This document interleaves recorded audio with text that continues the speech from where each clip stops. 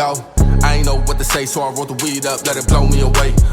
They say I don't dress like much, couple hundred no cologne, you can smell my wage. If I leave with it, then I rest my case. Fuck you, the game, and the rest my taste. Bitch, better pray for she bless my stage. Don't hit my line, yeah, I crept in safe, yeah, I crept in, bitch. Hold up. Hey, nigga, you was in squad, but you left for the chase. Your foundation don't mesh with the face. I packed your love with the rest in the crates. I've been day one, your investment is late. No, before we do that, we want everyone out there tuning in to hit that subscribe button. You see it.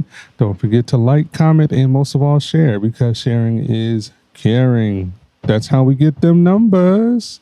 And so we here with D Millie Fab. She's here to help y'all fix your life, fix your credit. You know, Ayala retired. She gonna help you now. Yeah, sure. So what do you have for us? Yes. So basically, where are we starting at? You know, like. Well, tell the people who you are, what you do. I think they've seen the episode before, but for those who didn't, reintroduce yourself. Let them know what your mission is. All right.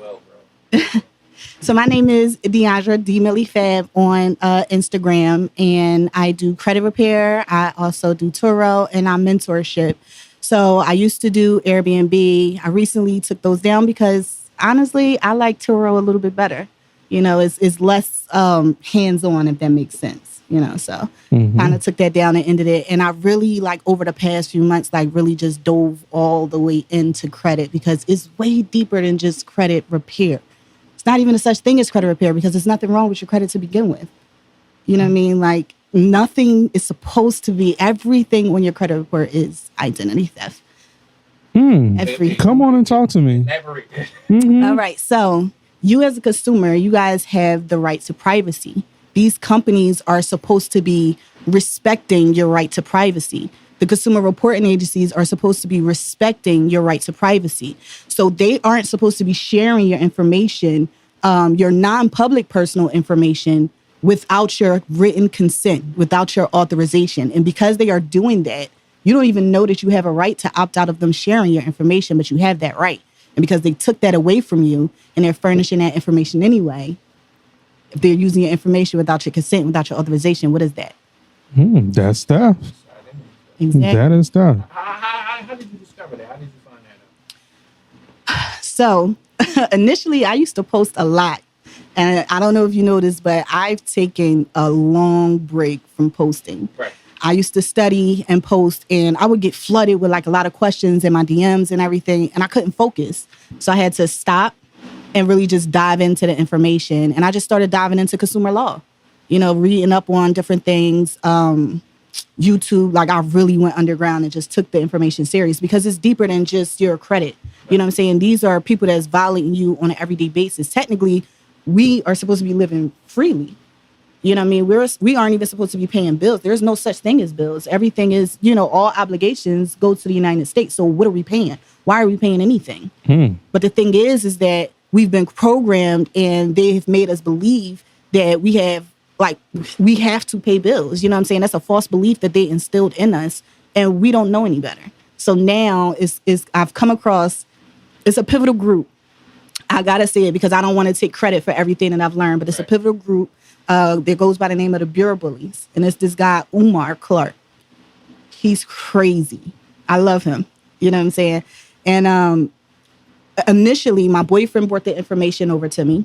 And then we started, researching together. And we started, picking information apart, doing our own diligence, looking up these different laws, reading it, staying up all night, early in the morning, running on 3 hours of sleep until it finally clicked. And it's like no company should be sharing your information without your knowledge or your consent.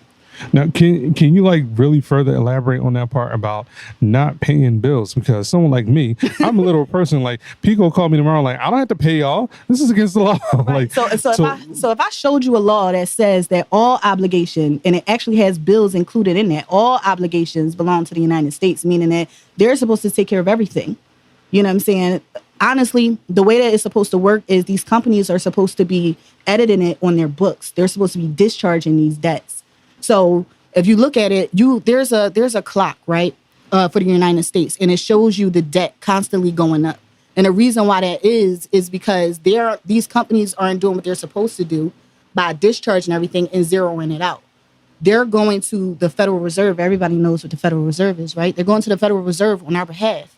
You know what I mean? One of the functions that banks basically can't do is that they can't loan any assets of their own stock, any of their own money. They can't loan it. So where are they getting this money from? Us. Exactly. You know what I'm saying? So, and because they're getting it from us, what they're doing is that we extend our credit. I think I explained on the last podcast that our Social Security card is in fact a credit card, right? So we extend our credit. They go to the Federal Reserve on our behalf, get this money, and then take our money and basically transfer it back to us as if they took it from their own, you know what I'm saying, account or their own vault, and then gave it back to us, and then say, now you got to pay on it. When in fact, we don't. It was already paid for once you receive that money. Any loan that you signed up for, any agreement that you signed, it didn't call for a transfer. It called for a loan. They never let you know that there was a transfer taking place on the back end. So that's where the deception falls. Look at you. That is something like, I mean, to say that your Social Security card is a credit card basically that you're born with. Like, wow.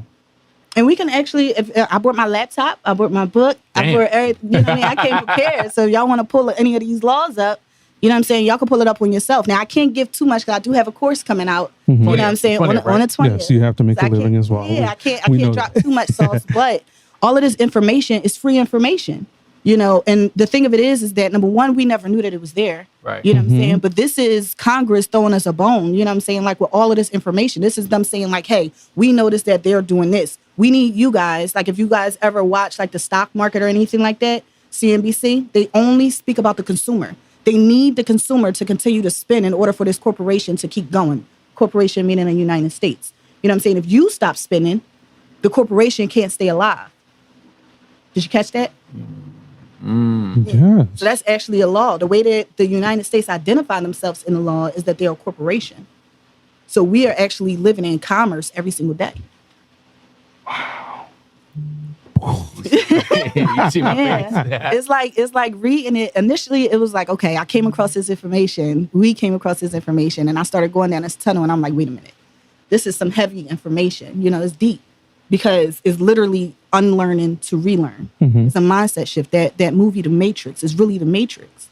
That movie was made for a reason. You know what I mean? Like, you want to take this pill and go down a rabbit hole, or you want to keep living the way that you live. That's basically what it boils down to. So the three credit bureaus, they're pretty much thieves and bullies. And they have no power here. But yet they have all the power. We fake. They made us believe that they have all of the power. But they have no power.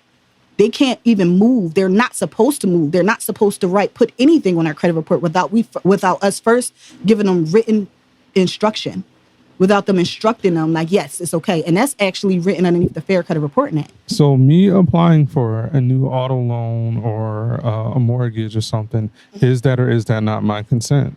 It's not your consent. And here's the reason why. Did they clearly disclose to you while you were sitting at the table and filling out that paperwork that, hey, this is what we're going to be sharing to the consumer reporting agencies? They are non-affiliates of us, right? You have the right to opt out and to stop us from sharing this information. Did they clearly disclose that to you? That is not how they explain it. The way they explain it is we need to pull your credit report to see, you know, I guess the debt to income ratios and things like that. Now that you mentioned, they never say we're about to share something as well. They're supposed and I always thought that they did, because it's like once I try to clear one thing up, it's like everyone started to come out the woodworks and trying to collect. Like something I did, I was like 8, I was 17. I'm like, that's y'all fault for giving me that shit. I was a child. I'm not paying that back. I'm 40 now. Who y'all think y'all talking to? That was some bullshit. And they weren't getting away with that. But it's like you said, they don't say that they're about to share all this stuff with everybody else. Yeah. Once they pull these reports, and wow. And here's the thing, like when I bought my house, that same thing actually happened to me, to the fact that like when I first started credit repair, I told people like, listen, just, you know, when you be prepared, if this happens, then this is how we're going to, you know, handle that situation. But a lot of times when you're starting to make a big purchase, now all these debt collectors, old debts that was from way, way, way back, now they coming out the woodworks like little roaches, right? But here's the thing, that's illegal. First of all, this has no business. You have no business in this scenario to begin with. This is between point A and point B. See your way out of it. You have no power here. There's actually a whole section underneath the law It's called the Fair Debt Collecting Practices Act that governs all of that stuff. Now let's talk about how that was extortion. Okay. Now, these companies, they actually have to go through certain agreements. They have to sign certain agreements. They actually have to make payments in order to furnish your information that they're not supposed to be sharing to begin with, to the consumer reporting agencies. What would be their reason for wanting to share your information? Right. Think about the logic behind it. Well, Everything. they're selling it. They're selling it to one another, making. I guess they're putting that money in a circle. Right. So the fact of, number one, you just now said selling. They're selling that information. They're selling your personal information. Is that not disrespectful? Very. Who gave you the consent to do that? Did I authorize you to share my personal information? We talking about your social security number. We talking about your name, your date of birth, your address. That's all personal information for you. So that's why identity theft is so prevalent, right? Yes. So now let's talk about an aggravated identity theft. Now you knowingly using my information, you took my right away But it's from me. so funny when you say identity theft. Most of us will think of it from a person-to-person issue, like a regular, everyday, average Joe on the street stealing your information. But it goes beyond that. We now all you're heard saying of to corporate people, crime now. yeah, We all heard of corporate crime, and this is a perfect example of it. You know what I'm saying? Like, these people are extorting. There's only one reason that they will want to. We all know that the most important thing that we have in our life as an adult is our credit report. Right. In order for us to obtain anything, buy a house, get a car, get a credit card, get a loan, anything, in order for us to move, we need our credit report. So what would be the reason for these companies to share this information when they know that they're not supposed to? Is it not to coerce you to make your payments, the payment that they want you to make on time every single month? Now, if someone is forcing you or saying, I'm going to do this if you don't do this, so you don't pay me my money that they're not even legally supposed to be collected to begin with, because you are the originator for everything. mm-hmm. You know what I'm saying? None of these loans, none of these accounts, this mortgage, anything, nothing comes to life until you sign on it. They need you in order to endorse that, right? So before we get there, what would be the reason? You know what I mean? So now it's putting this information on your credit report saying, okay, I want you to pay me every month on time. And if you don't, I'm going to put a late payment on your credit report, which is in turn going to drop your score. Is that not harm to you? It is. Right. That's Right. harm. That now they harming you. You know what I'm saying? That's an abusive practice. That's literally I've what been Congress. abused. Yes, we've all been abused. We've all been abused in every way. Anything on your credit report. So now it comes to a place of once you know better, you do better. Right. If you have this information, and this is what makes this information so powerful, you know that Congress is backing you. These are federally protected laws. You are federally protected as a consumer. So if you use this information, you know what I'm saying, and now it's like, okay, I have an understanding on how to use this to my advantage. They put this here for me to use. I'm going to use it. Now let me put my credit report together the way I want it to be. Right. Which at the end of the day, under the Fair Credit Reporting Act, it says that it should be furnished according to your written instruction anyway. I think also, like, a lot of us do get in these kind of troubles because we don't read. I'm guilty of it. I don't read But full on instruction. right. But the thing is that did you ever know to go read? Did you ever know where to go search for this stuff? See, exactly. See, right now we're in a time of technology. We're in a time of social media and everything like that. So now it's things that we are able to access certain things at our fingertips. Mm-hmm. We didn't know to go down to the library to go look up some laws. We Right. thought that was just for the lawyers. We didn't even know that this even existed. So the fact that, you asked me last time, why did I choose credit repair? I said that it chose me. Right. This is another thing. It chose me. It fell into our lap. You know what I mean? So now it's like, okay, I can't play with it. I got to do my due diligence and read over it. It just hit my mind. I'm like, so all right, with this knowledge, have you ever thought of, like, financial literacy is like something that everyone needs. Have you decided to, like,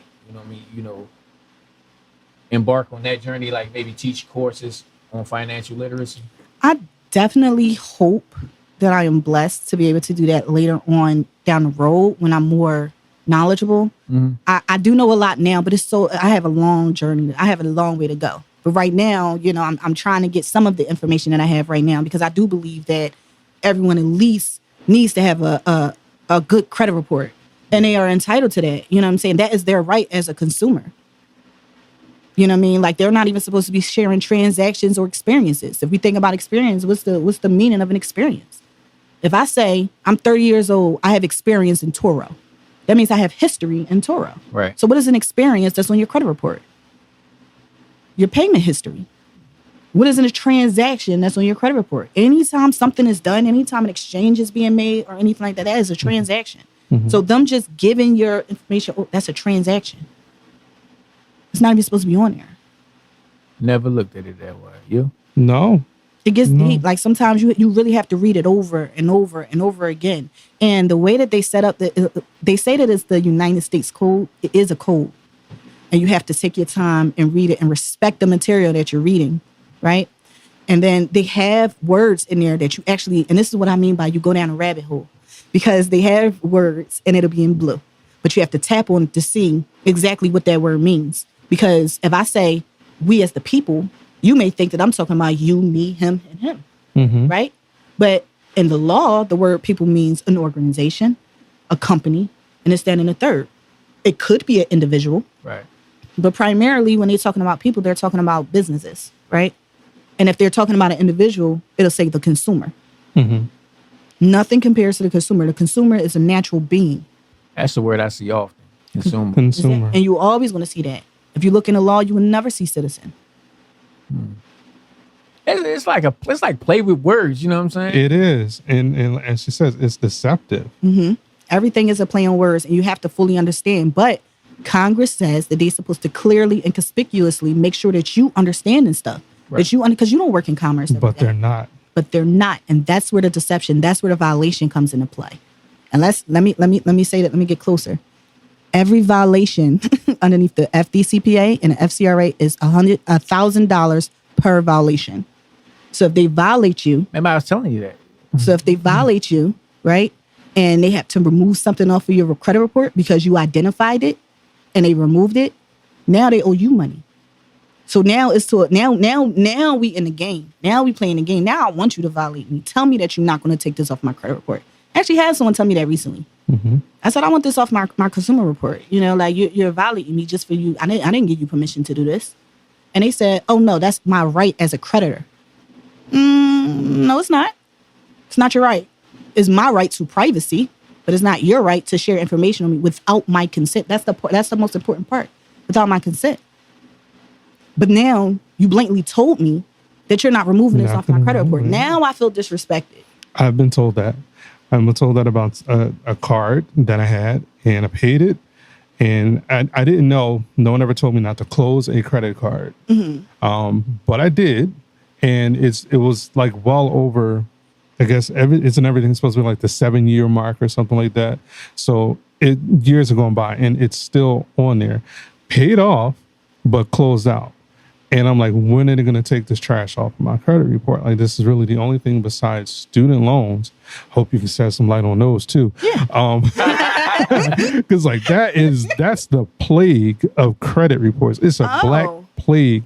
That's the way I describe it. And when I tell you it's so much deception in a student loan, you know how many times that transfers hands? Oh my God. Yes. How many times did your student loan change hands? Change hands, change names. It's like, who? Department of Education. Yeah. It's like, okay. SunTrust. Who else? Who else is in this? Everything. Right. I remember filling out one damn application exactly. to try and learn something. Never got the degree. They made it almost impossible for me.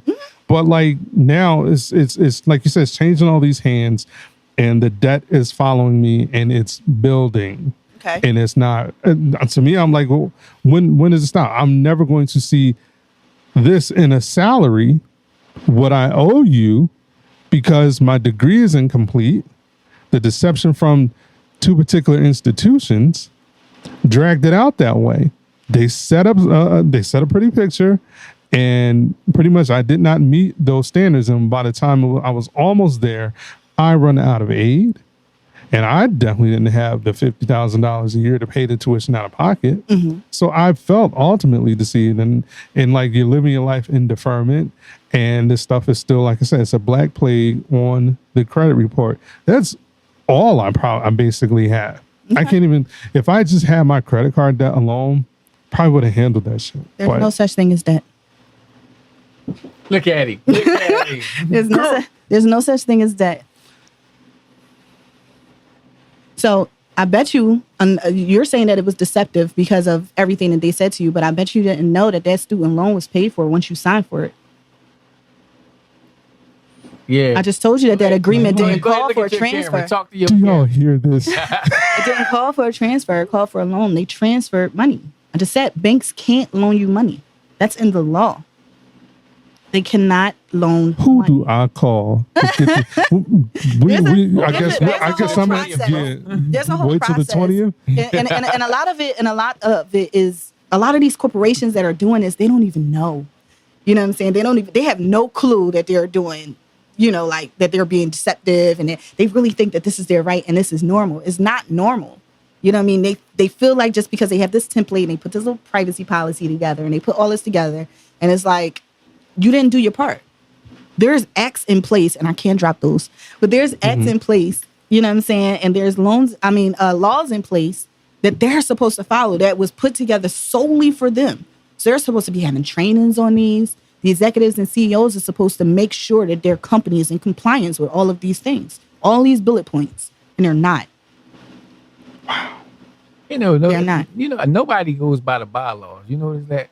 No company goes by the bylaws. I always figured that, but I didn't realize the extreme of of their violations towards the consumers. The extremities of these violations, The consumer definitely holds signing up. all the power. The consumer has all the power. These corporations have nothing. They can't move. They can't do nothing until you walk in that door and you sign a note. Even if they come to your door and they try to solicit you, what do they need you to do? They need you to sign up. Right. They need you to sign something. You can't do it on their own. So why is it do you think that they do this? Why do you? And do you think that they thought that this would never be discovered? And do you think certain people are targeted? Right. I'm not going to say. I know you're going. I know where you're going to. That's a deep question. So I think that they are doing this because they think that they can. They think or they know that, all right, well, these people aren't really going to dig into it. And if they do, they may not fully understand it.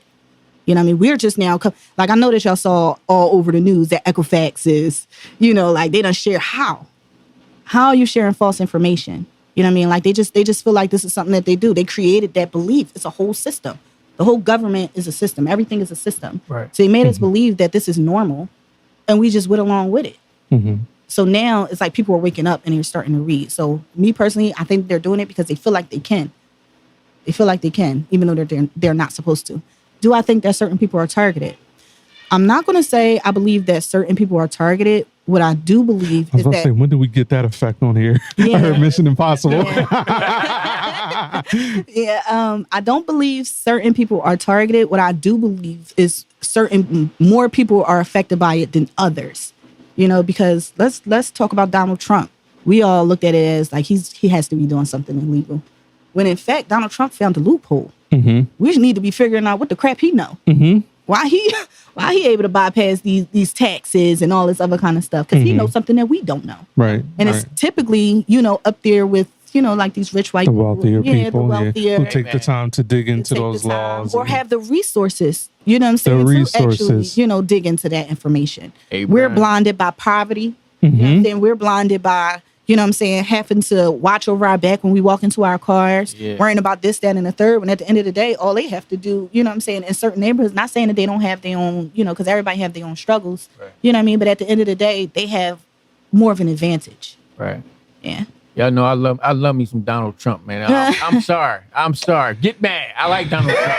That's his guy. No, but This guy. and it's like you I say, love Donald Trump. I'm sorry, man. You know what I'm saying? you have a point though. He got some shit to him, but it's okay. I'm saying the other shit. He but I like. knows his other shit. He knows his like other shit. like you say, he's found Yes, those sir. loopholes all these years. Like he filed like bankruptcy like every what 5 years or so Exactly. to keep himself rich, to hold on to what he has. That's the basis of it all. Like that's all we know as regular folks. But like, what is those loopholes and everything that keep him where he's allowed to keep everything that he has, Let's get into the fact and that stay classified as wealthy. Exactly. And the United States still to this day is operating underneath a bankruptcy. So he learned from, you know what I'm saying? Like he learned the game and he's playing the game as he should. So it's on all of us to figure out the game and get in it and play it accordingly. Is filing bankruptcy harmful to you? A regular Joe like me, is that a bad move? All Or right. should I explore the option of repair first? So there's no such thing as repair because there's nothing wrong with your credit to begin with. All right. But as far as a bankruptcy is concerned, me personally, there shouldn't be a reason for you to file bankruptcy. But let's be honest, everybody don't know this information, and it is. You know what I mean? And it is harmful to a lot of consumers that do file this information that do file bankruptcy because they don't know the information that they need to know to protect them. Having a bankruptcy on your credit report is illegal anyway because that's sharing information of yours again. So we talked about those secondary credit bureaus last time. There's over 300 of them, but the main ones that I'm speaking about is LexisNexis, SageStream, ARS, CoreLogic, and Innovis, right? So LexisNexis, each of them, they have like certain things that they look up on and they collect all of this information on you once you start your credit life, if that makes sense, right? And first of all, did y'all even know about these secondary credit bureaus before? No. I told you? No. No. I never knew about them, but they know all about me. They have all my information. Trust me, when you were done, I was going to ask you who the hell are they? They have all. They I have was all just going to this say information. Experian, TransUnion, and That's all because they're the three major ones. Majors. But there's these little ones that's like little minions, and what they do is they go grab this information on us and then they sell it. You know what I'm saying? And they give it out. So LexisNexis, what they do is they have like a login into the court system, and their sole purpose is to find bankruptcies. And when they do, they contact and they sell that information. So literally, like the play for that is you can contact the court that you did the bankruptcy in and ask them, did TransUnion, Experian, or Equifax, contact you and request for this information on my bankruptcy? And they'll tell you, they'll either say no, they didn't, or we don't share information with the consumer reporting agencies, and they'll tell you who did. So basically, TransUnion, Equifax, with an Experian, where they like the supermarkets of credit, and the other ones are like the poppy stores. The corner store.